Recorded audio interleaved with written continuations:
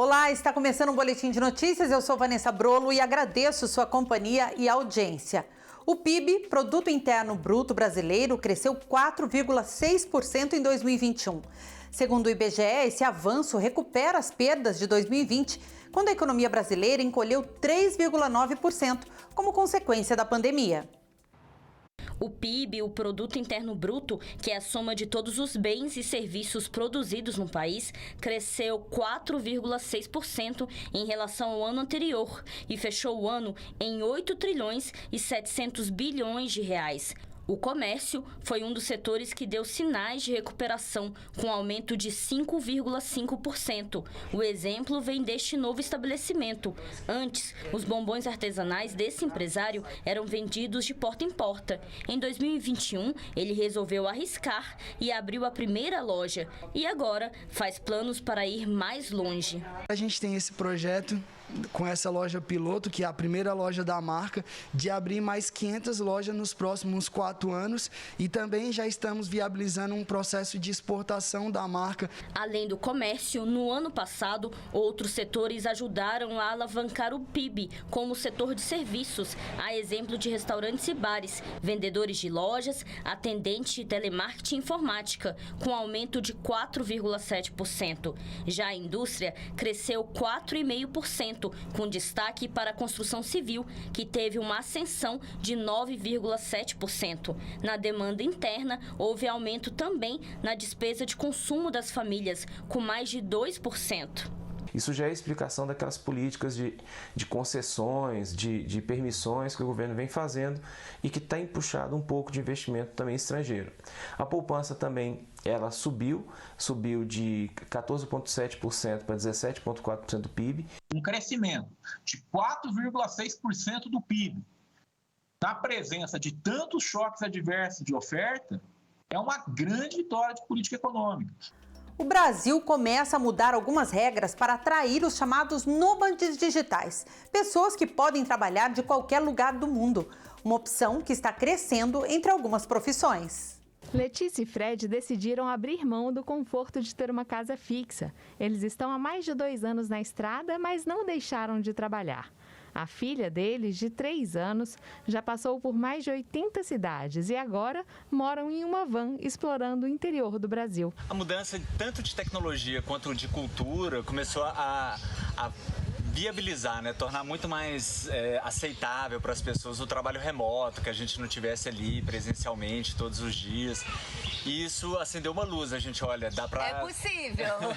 Dá para transformar isso em algo em tempo integral, sem ser um sabático, trabalhando e viajando ao mesmo tempo. Os psicólogos Diogo e Flávia amam viajar e decidiram aproveitar os destinos sem pressa.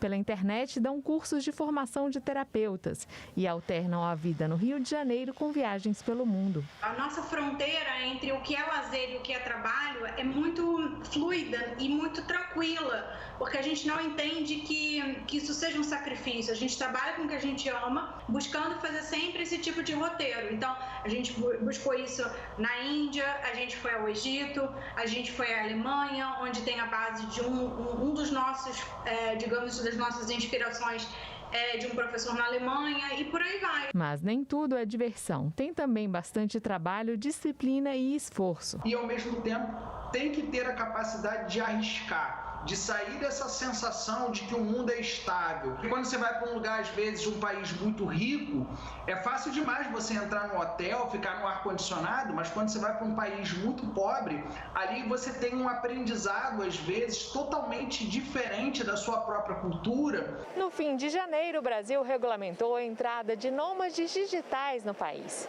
Agora, estrangeiros que trabalham de forma remota para empresas sediadas no exterior podem pedir visto para ficarem no Brasil por até 2 anos. É preciso comprovar capacidade financeira de se manter por aqui. Uma empresa especializada em imigração mundial estima que 35 milhões de profissionais tenham esse perfil. A previsão deles é que o número chegue a 1 bilhão em 2035. O Rio de Janeiro já tenta atrair esse público e tornar a cidade o primeiro polo da América do Sul. Geralmente, os nômades digitais ficam de 3, 6 até 1 ano no local. Então, é muito importante atrair esse novo turista para a cidade do Rio de Janeiro. Esse é o objetivo. E você vai ver agora a importância da agricultura familiar para a produção de alimentos no Brasil. Direto do pé. São de pequenos produtores que o pimentão, tomate e outros alimentos que chegam até a sua mesa são produzidos. E quando cultivadas também para consumo próprio, é chamado de agricultura familiar. Caso do Vilmar, que seguiu o caminho do pai com a esposa. Já desde pequeno, enquanto eu ia para a escola na parte da manhã, depois do almoço eu já vinha ajudar meu pai, vinha junto com ele para o quintal e tal. Já vem desde a infância. Já. Quando eu comecei eu tinha agrião, salsinha, um pouco de espinafre, mais ou menos era essas as culturas que a gente produzia na época, no começo. Tem um pouco de tudo, do vermelho ao amarelo. Hoje, Vilmar trabalha com a sua família e mais 2 funcionários.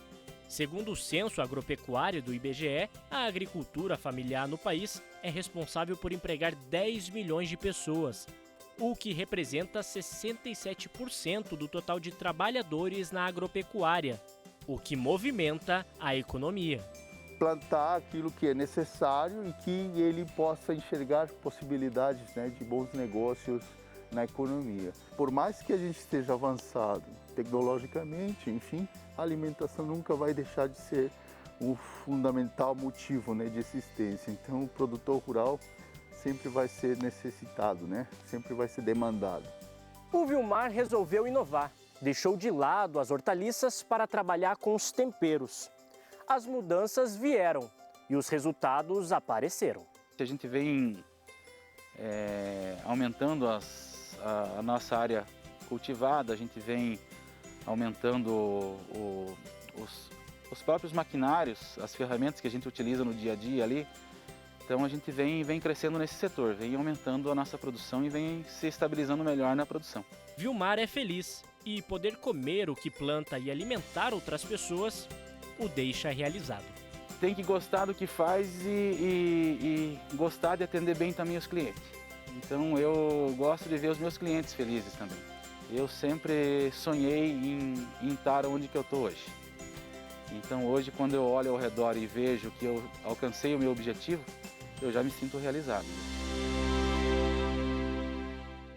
Cientistas estimam que 14 milhões de toneladas de microplásticos estão depositadas no fundo dos oceanos. O descarte incorreto espalha lixo pela costa, polui as águas e ameaça a vida selvagem. Aqui no Brasil, uma pesquisa revelou que quase metade do lixo despejado nas praias é de plástico. A Associação Brasileira de Empresas de Limpeza Pública e Resíduos Especiais, que conduz o programa Lixo Fora d'Água, aponta que 48,5% dos resíduos plásticos vão parar nos mares. Isso com base nas 11 cidades onde a entidade atua. São cidades costeiras que reúnem 14 milhões de pessoas. Praticamente metade do total desses resíduos são plásticos. E são plásticos de todos os tipos, que acabam sendo, vamos dizer assim, carreados para esses recursos hídricos e depois ficam ali nos mares. Trazem um problema, porque de um lado contaminam o meio ambiente, na sua degradação esses plásticos entram na cadeia alimentar, seja pelos peixes, seja pela própria água dos rios e acabam se internalizando no corpo humano. Se pensar que ainda tem todos os outros tipos de materiais que chegam aos mares, pode até parecer que estamos diante de um quadro irreversível, mas não é. Exemplo é este vídeo de 2016 do projeto Limpeza dos Mares da Acatmar, Associação Náutica Brasileira. Ele mostra uma rede que foi parar numa embarcação naufragada perto da ilha de Galés, em Santa Catarina. Ela impedia a fauna de se abrigar por ali. Os mergulhadores retiram a rede. 5 anos depois, em 2021, o cenário é outro. Os peixes estão de volta. E ao longo dos anos, trabalhando a consciência de crianças sobre o problema, os resultados vão aparecendo. O canal da Barra da Lagoa. Primeira vez que a gente foi lá, nós tiramos 15 toneladas de lixo. 2 anos atrás, nós tivemos lá, nós retiramos 7, a metade. Ainda é muita coisa, claro, mas a gente foi nas escolas, a gente foi na comunidade pesqueira. Então é isso, é voltar, conscientizar, batalhar, trabalhar para que essas mudanças de hábito realmente aconteçam. O plástico existe e este sim é quase inevitável que esteja nas nossas vidas. O que é evitável é impedir que ele chegue ao berçário da vida na Terra e acabe por inviabilizá-la.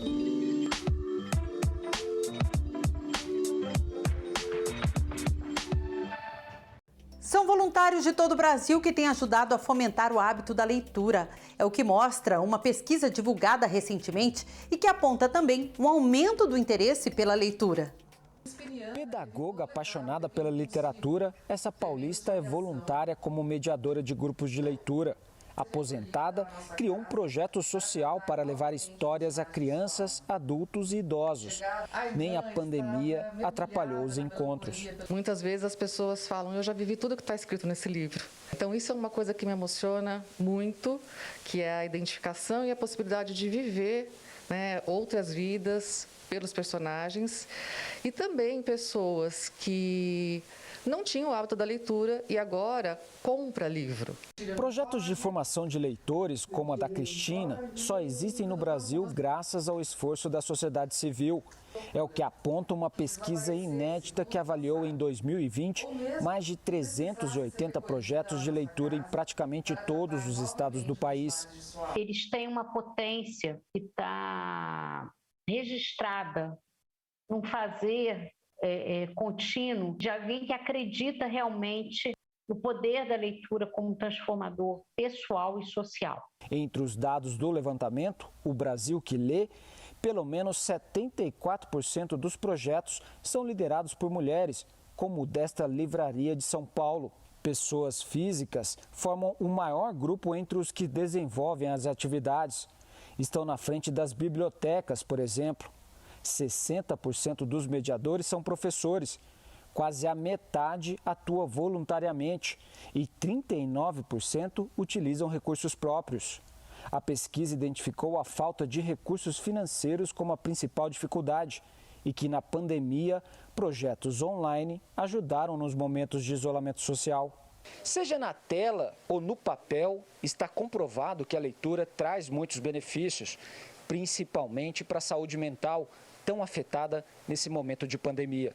Você tem hoje uma diversidade imensa de acessos e de possibilidades de acesso que levam à leitura. Não é porque o jovem está com o celular na mão o tempo inteiro que ele não está lendo necessariamente, porque ele está lendo várias coisas e lendo de várias formas e com várias possibilidades de fazer daquilo, de fato, uma leitura crítica, uma leitura plena, etc. e tal. O Boletim de Notícias está terminando, mas você continua com a nossa programação. Até a próxima!